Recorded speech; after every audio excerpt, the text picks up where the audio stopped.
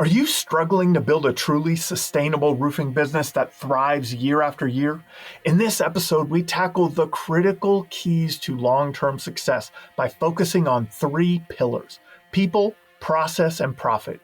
How do you go about hiring the right people and placing them in the right roles? What processes can you implement to scale efficiently and profitably? And how can you avoid the costly mistakes that erode your business's bottom line? By the end of this episode, you'll walk away with actionable insights that can help you build a resilient company focused on growth and sustainability. Today's guest, Randy Brothers, is here to share his journey from overcoming early struggles to mastering these essential pillars. Randy is a seasoned roofing business owner, consultant, author with a passion for helping contractors build successful, sustainable companies. You won't want to miss his valuable advice. Welcome to the Roofing Success Podcast. I'm Jim Aline, and I'm here to bring you insights from top leaders in the roofing industry to help you grow and scale your roofing business.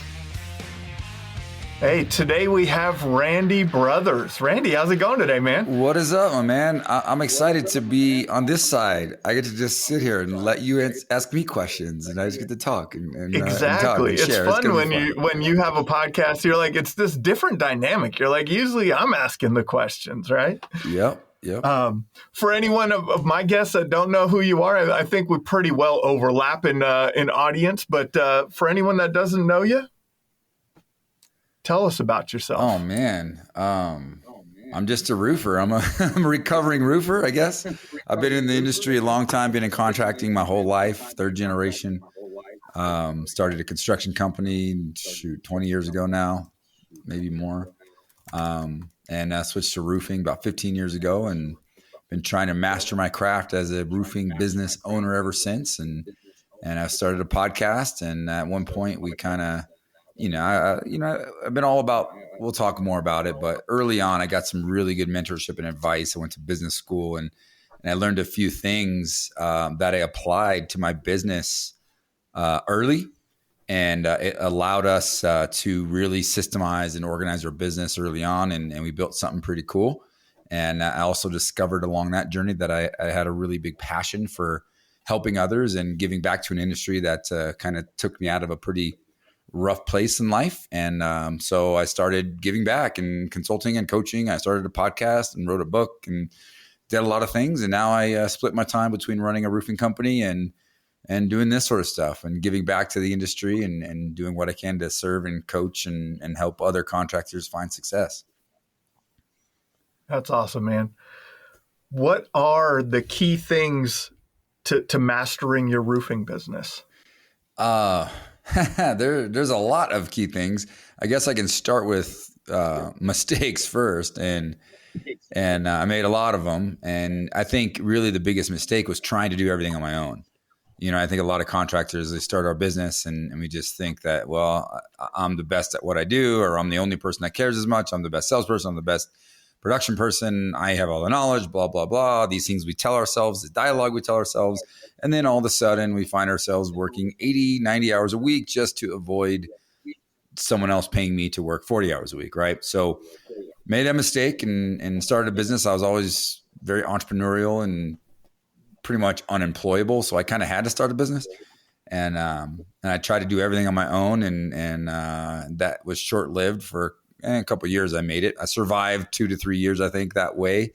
And I went through some really difficult times and realized that in order to really achieve my goal, one, I had to identify what my true goals were in life. But in order to achieve those goals and that vision, I had to do things differently. I had to really focus on surrounding myself with the right people.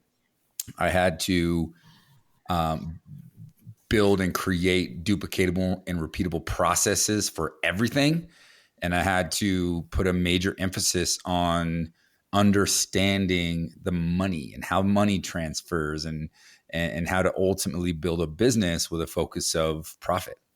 And once I kind of somehow figured those things out, but through a lot of trial and error and bankruptcy and loss of people and loss of hair and loss of all the things, I was able to somehow, and I'm still working, right? Still figuring it out. But if I were to just narrow it all the way down to like, these are the 3 things you got to do right, figure that out.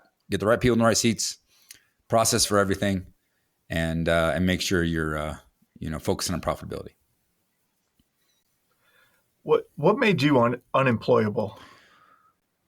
I had this mindset that I could always do things better, if that makes sense. So any boss I ever had, I was like, I could, not in a bad way. I wasn't like a jerk or anything, but it was like, I just always had this mindset, like I can create a different system or a better way of doing this or a better way of doing that. And I always just I had trouble with authority, as well as I always just wanted to be the one that, I was really creative and wanted to be the one kind of creating and telling other people's what my ideas were and basically telling them what to do, I guess, if you will. So, it's kind of, I joke a little bit about that, but, I think as an entrepreneur, like I'm just, in my mind, I'm just purebred entrepreneur. Like I just knew at an early age that I wanted to build and grow my own businesses and be my own boss. And I think that kind of permeated throughout my life as I had a few jobs growing up. Yeah, I've always thought of myself as unemployable too, right? It's like there's something in us that is like, we got to go this way. I have had that same trouble with authority, feeling I could do things better along the way. Then there's a transition to when you actually build a business where you become the authority. Yeah. You the first thing you said is people, right? So you have to have the right people in the right seats. But I want to ask you first, how do you become the person, or how did you adjust to how did you morph into the person that could lead instead of challenge the authority? Oh man, it's still a work in progress, right? Maybe it will always be a work in progress. Yeah. Right? I'm a work in progress, but I show up every day. Yeah. But really, I think emotional intelligence and self-awareness are huge, right? Understanding, some of my God-given talents and abilities, and also my downfalls and some of the things I'm not so great at in life. And I think really making that a part of my own journey, and it still is continuing to identify what I'm really good at and work towards putting myself in a place that I'm spending the majority of my time in my strength zone or my superpower, if you will, identifying what your superpower is and then building a business and putting people in place to allow you to be in your superpower all the time, to me is the ultimate place to get to as a business owner, as an entrepreneur. So first it started with me. When I first went about it the wrong way, my priorities were way out of whack. I was doing things for the wrong way. I was driven heavily by ego and by, my image. And, I had a lot of like stuff that kind of just weighed me down from my upbringing, my past, and some challenges that I just didn't realize. And I had to work through all that. And I'm still working through all that. And the more self-aware I get, and the more, I really learn and understand, the real reason for doing what I do. And as I continue to press into my faith, all these things just kind of help, manifest a role in a place that I can be in for myself, which then opens up doors for others. Once I really focus on who I am and what my strengths are, then I can start finding other people to do the things that I suck at, right? Do the other things that I'm not good at. Yeah. And that was a long process. And as once I got through that, it just opened up doors to where I'm confident in, not only building great businesses, but like helping, as many hundreds of other people build great businesses as well, because of these core principles that I learned. Yeah, I think that's a big one, man. Self-awareness. I read an article, I can't remember if it was like a Harvard review or something like that, but it was a study done about like all the top CEOs, and self-awareness was the number one trait that made a CEO successful. Mm-hmm. Like, and that to me was very impactful. Like, just the thought of that is like, it's the person who can understand their strengths and weaknesses, and then be able to build the team around them to fill those gaps, right? And so, what's your superpower? How'd you find it? Well, so I found it kind of through chasing entrepreneurial endeavors, right? So we built a business, built a roofing company. Yep. And then I decided to write a book and start coaching and consulting and coaching others. And I through that process, I realized, and it's funny because a couple of years ago, even my wife, at the end of a long day where I'm sitting in front of my computer doing coaching or consulting with people all day, she even mentioned that she's like, you just have a different energy about you when you've been coaching, when you like help someone learn something or help some sort of breakthrough happen in their business or in their life. And it just gives you this energy. She's like, you're so energized when you do that. And that's kind of how I discovered that, one of my superpowers is like serving others and helping other people and coaching, right? Mm-hmm. Whether it's life coaching or business coaching or like coaching my kids' baseball team. Like I just love pouring into other people and trying to help other people realize their potential that oftentimes they may not even realize themselves. And it took me a long time it sounds simple, but it took me a long time to really, really hone that in. And even this last year, as I go into each year, I really try to analyze my focus for the year and really what I'm trying to do myself. And with two different businesses that kind of run not fully parallel, like they're different, right? I run a roofing business and I run a consulting business. They're in roofing, but they're different businesses, different entities, different animals, different everything, right? So I had to figure out, how do I, one, identify like my superpower and how do I blend the two? And it just kind of happened where as I'm analyzing this year, I was like, it just dawned on me that I could do both at the same time. So my role in both organizations is strategic mentorship and coaching, right? So my job is to work with my leadership team, my roofing company, and coach and consult and work with my sales team and kind of really do what I can to help build them up and make them as successful as possible. And at the same time, I'm doing the same thing over here at the academy as well. So that's my superpower. Yeah. And I'm just leaning into it and trying to get better and better at it each day. So then, you've consulted with a lot of roofing companies, a lot of roofers, you've been around the industry for a long time. How should someone go about determining what their superpower is? Ask others, right? Like let's like step outside of ourselves and try to lean in to try to have introspective ourselves, but also see what other people maybe identify us as our superpower or what like our strengths are from other people's perspectives. But scientifically, we use a program called the personal style indicator assessments. It's put on by a consulting resource group, and me and my team are all certified. They have 10, 12 different assessments, and they're great. I mean, that was an incredible insight into yourself as far as identifying, who you are, from three key perspectives. One, am I task oriented or am I like people oriented? Am I a verbal communicator? Am I a non-verbal communicator? Do I prefer to kind of like, do I control my environment or am I controlled by my environment? Right. And these sort of things, like it was a good way to give me a nice foundation of like more of a scientific foundation of, oh, wow, this is who you are. This is how you're wired. So having like an assessment as well as, let other people who you can trust or shoot you straight, have them shoot you straight, and in my case, I'm blessed to have an amazing partners and amazing leadership team. And they'll shoot me straight. They're like, you stay in your lane and we'll stay in our lanes. And we've been really blessed to have that, build and kind of manifest itself over time. Yeah, I think I've done every one of those I can do, all those tests, like DISC tests and Kobe tests and Myers-Briggs and all the, like it just gives you some insight into what, kind of what you are, what your skill set is, what what drives you, all those different things.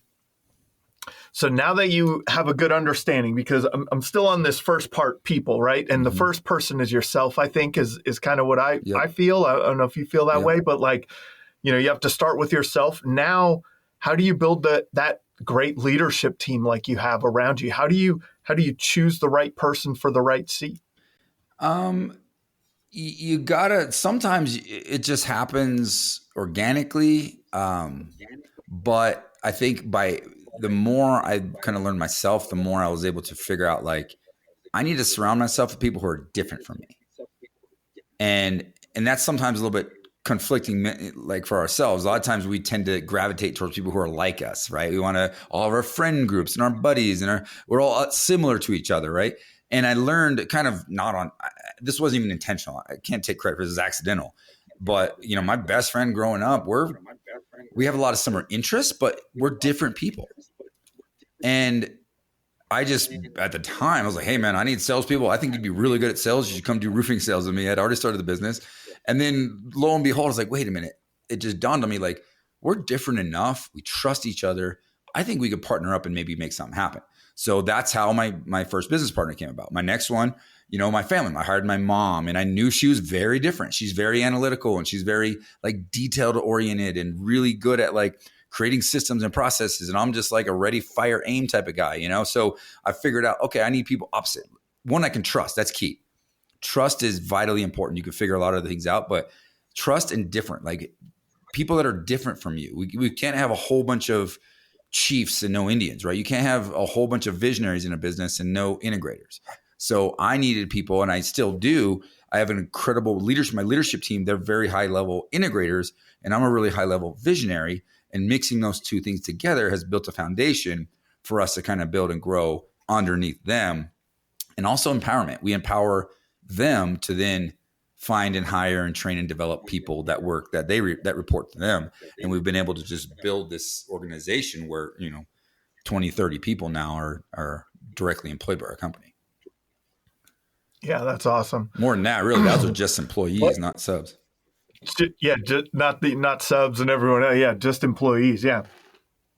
What else should contractors look for in that people part of things? What other things should they make sure they have in place? Great question, and it's probably a good segue because I have 3 key rules that mentor instilled on me, and then I just pass on, right? When it comes to people and hiring people, right? One, and I think probably the most important one, is hire character and then teach skills, right? We have a tendency, we want to press the easy button and we want to hire people with all the skill and all, or not necessarily the skill, but all the experience, quote unquote, in their business. And then what happens is they bring their experience, they also bring their bad habits, and they also bring their bad energy. And then we have a bad culture. So hire character, someone's character, someone's, they're genuine. They align with your values. That's really important. And then teach the skills, right? The second rule is hire slow, take your time, and fire fast. If they're not a good fit, let them go, right? If they are, take your time to make the right hire. Do your best. You're not going to get perfect. You're going to go through people. It's just part of life, part of the journey as a leader. So hire slow, fire fast, hire character, train skills. And the third one is really just kind of what I developed. And this is culture is built through hiring, not training, right? I can't take a group of people and teach them to be a specific way, to teach them how to have a specific culture in your business. So I have to be intentional about the culture I want in my business before I hire people. Does that make sense? Yeah, it makes perfect sense. A couple of things there. One of my favorite quotes is from Gary Vaynerchuk. It's hiring is guessing, firing is knowing. Yep. Right? It's that you gotta you're just making these guesses. But the other part of it, and I've implemented EOS in our businesses and helped others implement EOS. And there's the people analyzer in EOS. I'm not sure if you're familiar with it or not, but it's so it's where you analyze against your core values. And I was just having a conversation this morning with a business owner outside of the roofing industry, but it was like there was some feelings involved in their people, and if their person was the right fit or not. And I was like, man, you got to get the ambiguity. You got to get the feelings out of that evaluation of the person. And I love that from EOS, the people analyzer, because you're analyzing against your core values first. Yep. It's not how the good they're doing their job. It's more about what their values are and do they align with your culture. Yeah. If they don't So get I an love the way that you 80% or put that. better, they're not a good fit. They're not a good fit. And so, but if they are a fit culturally, man, that you can train skill, like you're saying, Yep. right? So there's a lot of things that you can do there. So I love that.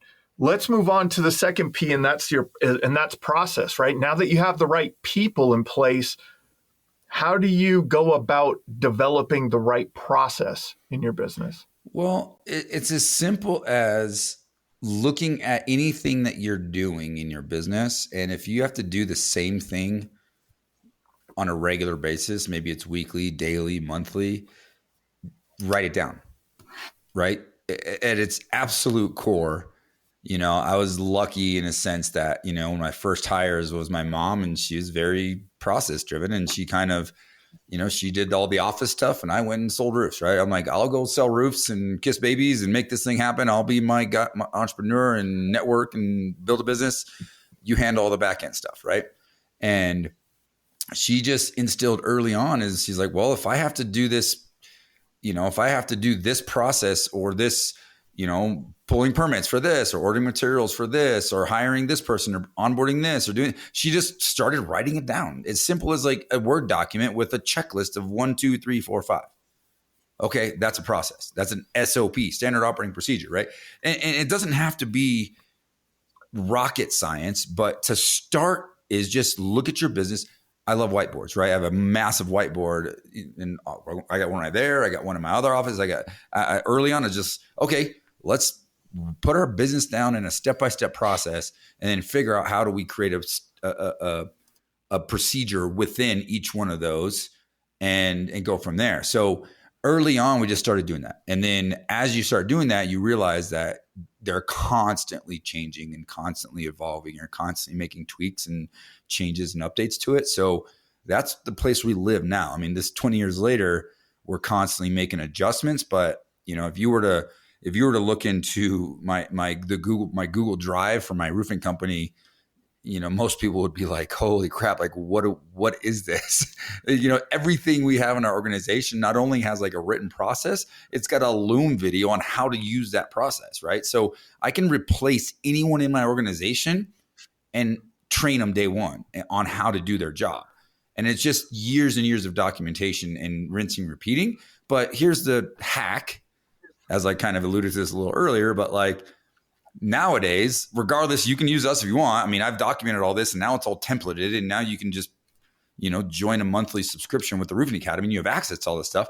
But whether it's us or somebody else, there are some great, I know there's some stigma around this now, the gurus, but like the reality of it is there are a lot of great people out there that have built systems and have coaching platforms. You mentioned EOS, and we've built our own proprietary system called the Roofing Success System. It's funny, you got the Roofing Success podcast, but we're on the Roofing Success podcast, but it's a Roofing Success System, a little bit different, obviously, but that's what we teach. That's our proprietary business model for roofing that we've built over the last 20 years. And there's a lot of other companies out there. So find someone you vibe with and connect with, and just use their processes that they've built, plug them into your business and adjust them to fit your business and what you're trying to do. And that's a way to really fast track the process of building on your process. Yeah. Two ways that I heard you say of fast tracking. Someone within your business who is that kind of person, right? Like they are a process driven person that they're going to like that's their natural, that's their superpower, right? Yep. So having someone on your team like that, but then also you could jumpstart it with all the information that's out there. Your program, there's all the other programs out there. But even if you do that, no matter how you do it, the other thing that you said was 20 years and we're still changing this and tweaking that.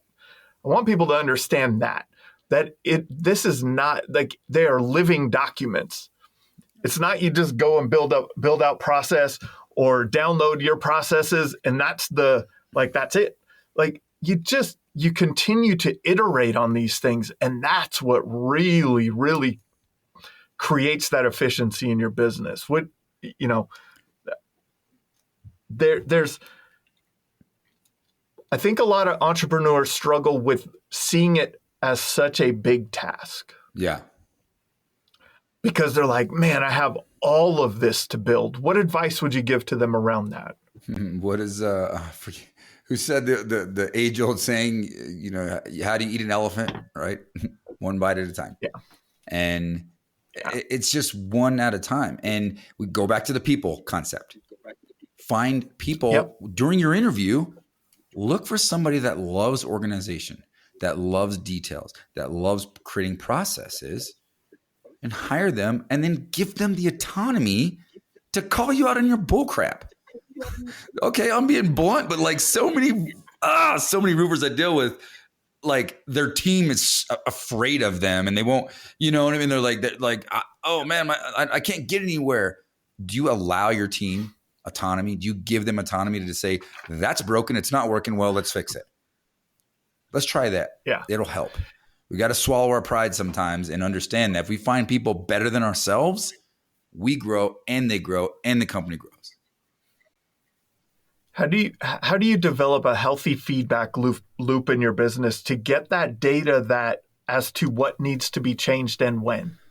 Well, you referred back to, you know, let's go to EOS, L10 meetings, right? Same page meetings and stuff like that. Like, have a dedicated meeting that's structured in a way that, you know, you guys call it, I think EOS calls it, you know, what is their issues, you know, we call it challenge time. Yeah. We call it challenge time. In every meeting, we want to open up, hey, what are the challenges that we're dealing with right now that you may see that I may not see? Let's write those down and try to work through those.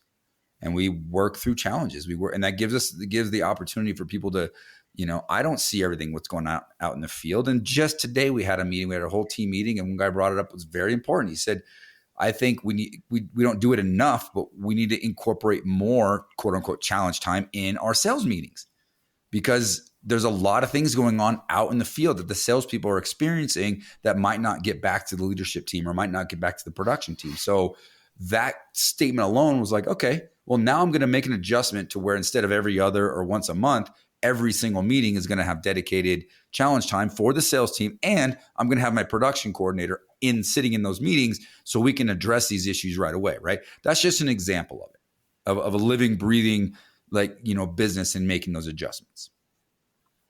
Yeah. And that's what you have to do. And you have to create that environment, right? People have to feel like I can express what I feel is wrong right now. Yeah. And if you have that person that's too ego driven, that, you know, is too much of a hard charging leader, a lot of times people don't feel comfortable bringing up what's going on. And then the only thing that happens out of that is the stuff gets buried. Yeah. Like all of it gets buried up and it builds up and it builds up and it's sitting, you know, it gets hidden and swept away. And then, but your last P is probably where you find those issues, and that's in the profit, right? Yeah. Because if you're not creating good systems and processes and allowing your team to iterate and be autonomous and create solutions and create the next level of your business, boy, I bet you will see that in your profit. How have you seen process affect the profit of roofing companies? Or lack incredibly, of because you don't know what you don't know. And the more you can create processes for things, the more you can create measurables for things, the more you can see the numbers, not just from a financial perspective, but tracking everything in your business gives you metrics to then measure against, to then understand what your overhead is, understand what your variable costs are, understand what your fixed costs are, to then ultimately figure out what your gross and your net profit is in your business. And you want to do this you want to do it for the business as a whole, but you also need to do this for every single project. Okay. as a roofing contractor, you owe it to yourself to know exactly how much money goes into the absolute bottom line for every single project. Okay, if I go out and replace a pipe boot on someone's house, you better believe I know exactly how much money I made, what the labor it took, what the materials it cost, and how much do we have left over. Every single job. And if you leverage process to then create this job costing model that a lot of us know and want and like and see the value in it, but don't actually execute that, where we struggle with. And that's where we work with contractors probably the most. Even if you have somewhat of a job costing model, every 9 times out of 10, we find a lot of things that aren't being tracked properly to where you're not getting a true understanding of your actual gross and net profit. It's amazing how many companies you can see these big revenue numbers, but when you start unpacking everything and peeling back that onion, you start to see that, unfortunately, a lot of times there's really a lot less profit than you think. And then you start spending money that you don't have, and then all of a sudden you're in a difficult spot as soon as, let's say, storms dry up or the market shifts or we get a new president and all of a sudden interest rates. I mean, things change, the environment changes. And if we don't know our numbers and we don't understand our true profitability of our business, how do we adapt and overcome when all these economic and market factors change that we can't control, right? So we've got to know our numbers. We've got to run our business by the numbers. And I was jaded by this for a while because I'm so people focused and I'm all about, like, I want to create opportunities and help everybody make lots of money. The salespeople, you can make money and you can create lives. Don't get me wrong, I love all that, and I want to pay people at or above like the high end of market rate for what they do. Another Gary Vaynerchuk thing, right, is pay people more than what the market will bear. I love that, but at the end of the day, if I'm not focused on the profitability of my business, I'm doing a disservice to every single person around in my business. And I was like, I felt guilty of this myself. I was like, well, we're making money. We'll get storms and we're growing our business until you get to a point where you like scale. We scaled our business 10x in 4.5 years. And at the end of that, we dropped drastically to where, we had our best year ever followed by our worst year ever from a profitability perspective. And it changes things. I'd rather you not have to go through that. And listen to this podcast, read some books, call us, like invest in yourself, invest in a program to help you avoid some of those. Because you talk about sleepless nights over like, oh no, I got to pay I got to pay myself, or I got to pay this $10,000 bill or $100,000 bill. Like, wait till there's 2 or 3 commas in those difficulty, or 2 or 3 commas in those challenges, or in the money that you owe, or you're negative. Talk about losing sleep. That changes the game for you. So, really, I can't stress enough that you've got to know your bottom line. Like, here's a challenge that I like to give everybody. And I'll ask people, like in a coaching call or when I first interview them, is what does it cost you to walk in your office on Monday morning and flip a light switch on?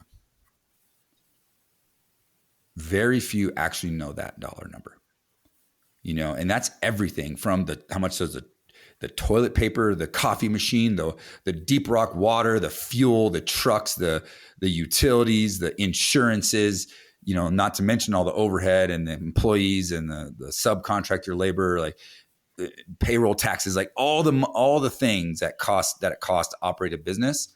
You should know exactly what it costs you every single week to walk in that office and flip a light switch on. What is your run rate? What is your overhead rate? Like, what are those numbers? You need to know those things. Those are great lessons. If you can, and if you know that, like one of my mentors says, what you focus on expands, right? So if you now develop the ability to job cost to be able to see your job costing on every job, you're paying attention to it, you're reviewing it maybe on a weekly basis, monthly basis, however you're doing it. You know how much it takes to turn the light switch off and on, that it's going to expand. You're going to find things in there. And that's where you had mentioned, like, man, like, what if there's a lack of storms? I mean, that was Denver. Like Denver, I don't know if that was your best year to worst year when 2017 or 8? Like, yeah, we were storm. And then we went 3-4 years with no storms. It was right? a crazy time here. Plus COVID. Plus COVID. Exactly. So what lessons did you guys learn during that period of time? Because I think that's, as entrepreneurs, part of our DNA is optimism, right? Like we have this furious optimism about like, man, this is and then when the checks start rolling in, I've had this happen in my life where when the checks start rolling in, everything looks great. And then, like for me, it was 2008 and it was like, whoa, where'd the checks go? Like what happened here? Yep. What were some of those key lessons from that, the down period and having to adjust there? Yeah. Well, it's interesting you mentioned that because I was in 2008 too. I went bankrupt. I literally lost everything in 2008 because I was optimistic. I was ready to take over the world and wouldn't pay attention to the market. And all of a sudden, I'm like, whoa, this market that I'm in I was in roofing at the time, but it was like this, literally my entire market disappeared overnight and banks stopped lending and people were using bank money to fund construction projects and disappeared, and I learned a lot from that first off, but as not enough time, maybe that'll be on another show. But so for what we learned through the quote unquote drought that we're calling, or the recession of 2020 to 2022, 23, it's probably some of the most important things I learned in my whole life. And luckily, a lot of things I just talked about, we were already doing. We had already built process. We already knew our numbers. We already knew a lot of these things. We knew what our overhead rate was. So we were able to make adjustments. Once we saw that the market shifted and that the revenue was going down and that the sales numbers were going down, we were able to forecast and give ourselves targets of, well, we need to be at this level of revenue in order to maintain this level of overhead. And if we get to this specific date and we don't get our revenue to this point, we have to lower our overhead by X amount of dollars.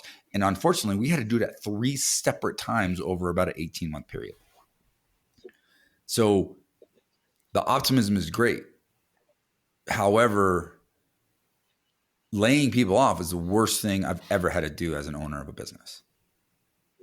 You know what I mean? Like we pride ourselves on creating opportunities and wanting to build something and getting people bought into the organization. So when we had to go through that, it was very difficult. But at the end of the day, I do have a fiduciary responsibility to my business and the people that were able to stick with us throughout that process, right? Unfortunately, we weren't able to keep everybody, but we were able to adjust and make those adjustments. If we didn't know our numbers, we wouldn't be here today. We'd have just kept going as we're going. And all of a sudden the money would have ran out. The overhead would have stayed there and everybody would have lost their jobs, not just a small handful, right? So that was one piece of it, is knowing your numbers and knowing how to make adjustments to the overhead based off of projections and predictions and revenue and sales that we know, numbers that we needed to hit. The other piece was, and again, we did this before the drought happened, a little bit of intuition, a little bit of, I've had great mentors in my life, and because of the 2008 scenario, like I wasn't ever going to let that happen again. So in my case, I always went into every single year with a little bit more of a pessimistic mindset of, I would ask myself and my team the question, and sometimes I'll get on stage and ask this question, or on a podcast, I'm going to ask you this question, Mr. and Miss Roofer out there. What happens if you don't get hail next year? Asking yourself that question. It sucks. It hurts because I'm getting into my brand new truck because I got a hailstorm this year. And I have to ask myself this question come wintertime, what if I don't get hail this year?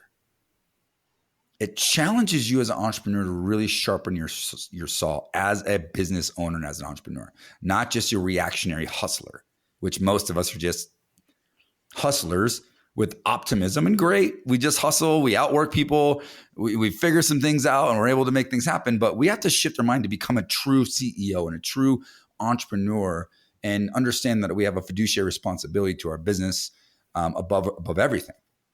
And in doing so, we were able to, we started to diversify our business a little bit here and there every year. So, and not drastically, because I don't want to go too far on this because I don't do everything. I don't encourage that. Don't do everything. Unless you're in a smaller market, maybe you can get away with it. But in a big market, don't be the be-all, end-all roofer that does windows and siding and gutters and all the crap. Stop doing that, please. I beg you. You're not going to be profitable. On the flip side, we were able to diversify. We focused on really training and understanding the retail environment, how to sell retail. A lot of insurance roofers don't know how to sell retail, right? You need to know how to sell retail. We really built our service department. Repairs, high margin. We were able to do a lot of repairs, and that really kind of helped us survive some of the down years. Commercial, we got into light commercial, smaller commercial, then worked our way into bigger commercial. We diversified our business, and then a couple of years ago, we launched us. In our case, now I'm not telling everybody to do this because that was difficult too. Again, maybe another podcast, but we launched a solar department, right? And by diversifying our business, it gave us more levers to pull. When the market shifts and the market gives us different dynamics and different things to adjust and adapt to, by having those foundations and the different levers to pull in our business, it gives us more adaptability, which ultimately gives us more sustainability. And at the end of the day, my mission in life is to not only build a sustainable roofing company for myself, but to help as many contractors as possible build sustainable roofing companies. I don't even like the word scalability. You scale a roofing company too fast, it's a freaking disaster and nobody's happy. That's right. But if you build a sustainable roofing company that has incremental growth year over year, you create a life, you create a legacy, you create freedom, you empower people, and it's an amazing, beautiful thing. Yeah, it's vision, right? Like if you have the wrong intentions, you're going to build the wrong thing, right? If you're just in it for the money, you're going to find out how the money works and the ups and downs, right? Like if you're like, but if you have an intention of building something that's sustainable, that will go on forever. And I think you mentioned like fiduciary responsibility. We have to treat our businesses as a thing. That is its own thing. It's not us. It's its own thing. And we have a responsibility to do what's right for that business, whether it's you stepping out of a certain seat and giving someone else the reins in some seat, or, how you're, making sure that you're really, really, really focused on your numbers, to what you said is, what if the hail doesn't fall? Like understanding what will kill your business, having the foresight into that. Part of that is through projections, right? I think that a lot of small business owners that don't understand that. They don't understand looking into the future financially. What advice can you give them on that front? Cash in, cash out, expected cash in, expected cash out. Figure out those 4 things. And a few other nuances that you can learn if you call the Roofing Academy. There's my shameless plug. But that's what it's all about. You cash. Know where your cash is. Okay. Know what's come in this month. Know what's expected to come in this month. Know what has gone out this month. Know what is expected to go out this month. And at the end of the day, are you left over with $1 or are you not left over with $1? And figure out that formula and figure out what it's going to take to ensure that you have cash left over every single month. Right. And then we put people and process and systems and profitability, and then we implement and inspect all things. I know I'm a little bit vague on that, but that at the end, it sounds super simple, but it's amazing how it can be a little bit difficult to do that. But if you can figure those things out, you can create predictability even in the crazy, unpredictable world we live in, which is real. Yeah. And so I love that because it's simple. Like instead of, you need to review your P&L and you need to sit down with your CFO and develop, projections based on all these different factors. You're saying, look, let's just look at these 4 numbers, right? Like let's just look at these 4 numbers. And I think that everyone needs a starting point. I'm sure you could get really into the weeds on stuff, right? Like we could go down rabbit holes on every aspect of our business, right? Like you could go to every single manufacturer and price every one from every distributor and collect all of this data to make one decision that may save you a little bit of money. Like that, there's a time trade-off in what we're doing, right? Especially when you're in your business. Yeah. Right. And I think that like things like that, tips like that of having, hey, let's look at these 4 numbers, right? Let's just focus on this for a little bit. Right. Well, you can't look at those 4 numbers if you're not tracking things Yes. properly, right? So first off, you got to have a clean and accurate P&L, right? Clean and accurate P&L, clean and accurate reconciliate. Your bank needs to be reconciled properly to where you can look at your QuickBooks and understand where your cash is in your business. You have to have a good invoicing system. Someone listening to this just cringed and said, ugh. That person, call me. We can help you. Okay, I got you. We need to have a really dialed in invoicing system. We also need to, that's AR, right? Accounts receivable, right? So we need to understand what our receivables are all the time, at all times. It needs to be accurate. It needs to be done systematically on a regular basis. The job gets done, I'm invoicing it immediately, right? Don't wait a month. Don't wait 2 months. Invoice that thing immediately. It goes into your QuickBooks. It goes into your system and you know what your AR is, right? AP, every single time an invoice comes in, from subs, from suppliers, from whoever you're doing business with, it needs to be documented and categorized properly and updated into your CRM as well as your QuickBooks system, which most of them should be talking to each other, right? If you can do those things properly, it gives you the data you need to then understand, okay, how much cash have I brought in? How much cash have I already spent? What checks have I already written? How much am I expected to bring in? Because I know I've sent out invoices for this X amount of dollars, so I know how much is coming in. And I've documented every bill that has come into my system from an AP perspective, accounts payable. I know what the dollar amounts are. I know when they're due. If I can, again, those 4 numbers, tracking those things properly, as a CEO of a business, I can have a meeting for 20 minutes once a week with my controller, and they can say, you're on track to make money, you're off track to make money. You have money left over, you don't have money left over. And now I can make educated decisions as to what I need to do to focus my energy in my business. That's awesome. And so you definitely want to be looking at the financial metrics of your business. You have to have clean books, right? Like if you're not, you're just getting bad data, right? If you're making decisions on bad data, you're making bad decisions. So make sure that you're able to make decisions on the right data. What other metrics are you looking at from an owner's perspective to determine the health and sustainability of your roofing business? Oh man, there's a whole bunch of them, but for the sake of time, I'm going to give you one that was like an absolute game changer for me as an entrepreneur and as a business owner. And it's the concept of DSO. And what that is days sales outstanding.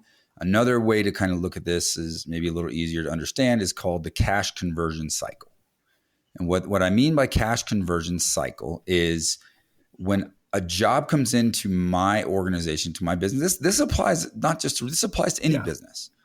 Okay. For in order to earn $1, in order to make $1 on something, I have to spend X amount of dollars and I have to go through this entire cycle to then get back to the point where everything's paid for and I earned and I made that dollar.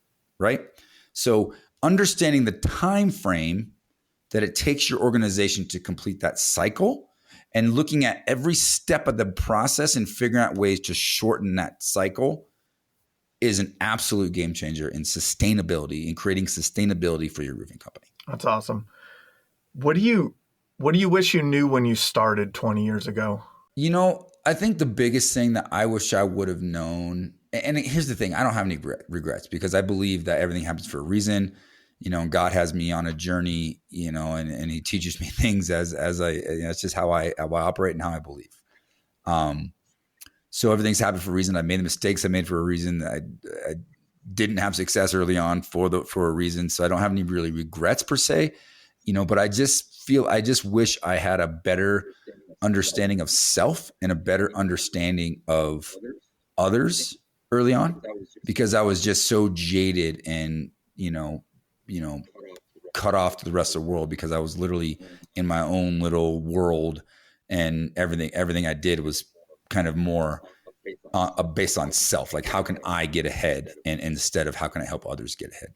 Yeah, I think that's part of youth, right? Like, it's a weird thing that we grow into this, like, it's a lot. There's a lot of growth along the way. I love that you need to have that. You need to have a lot of those lessons, and I think that that's what I think people should understand is some of the lessons that are coming to you are just ones that you need in your life, right? Like, those are you need the ups and downs. Well, Randy, it's been awesome, man. Anything else? Likewise, long time coming, my for friend. Sure. Anything else that you want to share, like final thoughts on people, process, profit? What are your thoughts? Well, I just think I would just rehash a little bit, because I think, I believe maybe it can be a little overwhelming to kind of really think about where you want to be and where you are in your business. Don't focus so much energy on where you're not at. Look at where you've come from and really appreciate where you've come from. We're all at different phases, different levels of experience and knowledge and wisdom in our life, and as entrepreneurs, right? So don't worry about where you're not at, what you haven't achieved, what other people are doing. Just be grateful for where you are. You are enough. Where you are is enough. And just focus on getting a little bit better every single day. And life will just start to come to you. Awesome, man. This has been another episode of the Roofing Success Podcast.